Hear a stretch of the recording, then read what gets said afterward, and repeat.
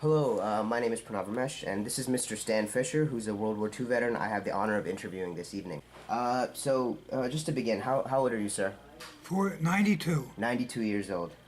So, where are you from? Where did you grow up? Philadelphia. Philadelphia. Strawberry Mansion, West Philly, South Philly. When I got married, I moved to West Philly. All right. So, how old were you when the war broke out?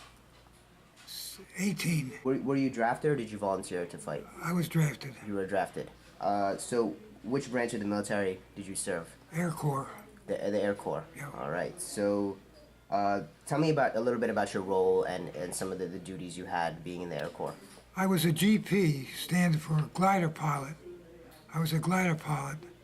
I took 10 men in my plane, and I went past the German lines and back of the German lines, let them off, went back again. Oh. And the same thing. Back of the German lines. It was very tough. And that's the story. All right. So that seems like a very honorable and also dangerous role Very that you had to dangerous. play. When were you deployed? Tell me a little bit about your training for the experience of war. Not much training. I was a corporal at the time, and they picked me out to do the flying without any wings over the German lines, and that's it. No training at all. So Little bit. It only stood up for an hour and a half. No plane. You know what a glider is? Mm-hmm. A glider is no plane at all. They put sticks in the hard metal sticks in the ground with a nylon rope, and then the C-47 big plane comes down with a hook and scoops us up, and we're up only an hour and a half.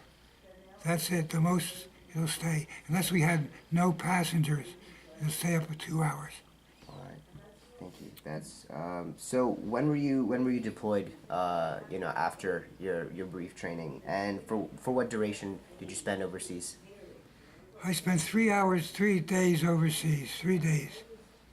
And I was a glider pilot for a day and a half. It was very tough. We got shot at by German military. It didn't hit us, landed down, and that was it. I was doing that 50 days. Down, back, down, over the German lines, let them off, and came back. And took more. That's it. So this is obviously a very dangerous job. Were you scared going into this, or I was you, very scared. Very, very scared. but you were ready to serve your country over everything else? And when I got there, I got the parachute guys, opened the door, let them out, and that's it. Once they got out, I got back. I remember the very first day of D-Day was terrible. We saw the paratroopers getting into the plane the first day. We didn't know where we were going, and they told us, and that was it. They told us where we were going when we were up in the air. So how long did you know before that D-Day was happening? I didn't know at all. Just the day before? Just the day Day after. before. Wow, actually that's something that I didn't know about it. I could see they were getting ready in our airfield. They were taking planes, fixing planes, everything. But they didn't tell us at all. Did not tell us one bit.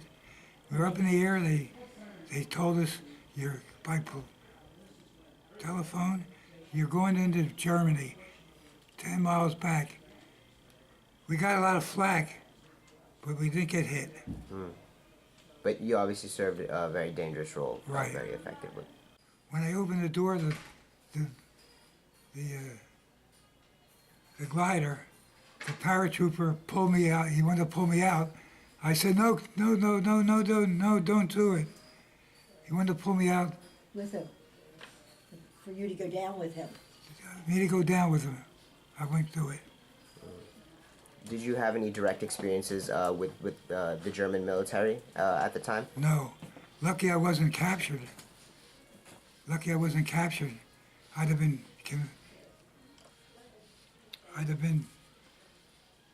I'd have been what? I'd have been in their captivity for 2 years. So other than just obviously the difficult role you had to play, what were the other things that were sort of, in your opinion, sort of miserable about the war in general and wars? The miserable thing was staying in the field, muddy, dirty, the rain coming down, no peace. I was conveyed in everything.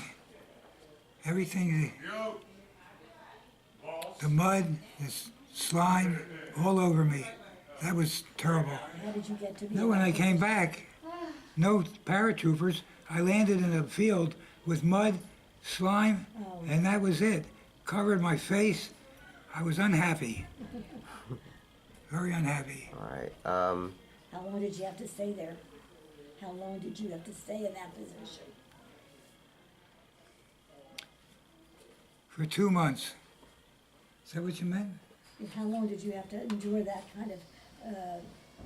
For a month and a half. I was in mud, slime, dirt. Oh God, it was awful. All right. Did you, other than serving in the Air Corps, did you do anything else notable when you were serving overseas? Yes, I did. I was a corporal before I became a flight officer. I used to make out the officers' payroll. After you returned back, did you continue to serve in the military? Or No, were you I just wanted to get out fast. I was very sick of the military. I wanted to get out, which I did. Okay. So, if there was one message that you could give my generation, young people, about World War II and your story, and just a general message, what would that be? Don't serve the United States without being drafted. No good. I was sick all the time. So, in general, you would say that your time spent on the front lines was not favorable? No, not favorable at all. It was sickening. All right. But you were proud to serve the United States? Yo. All right. I was proud to be an American For 3 and years. did my duty. I'm glad to get out. That's it. Thank you so much for this opportunity, Mr. Fischer and Miss Ilene. I really appreciate it, and I just want to say thank you from Eastern Regional High School personally and the Gifted and Talented program at my school. So My pleasure. Our pleasure to help, whatever. Thank- And thank you for the gift, too. That thank was you so nice. much. It was an honor. Really appreciate it.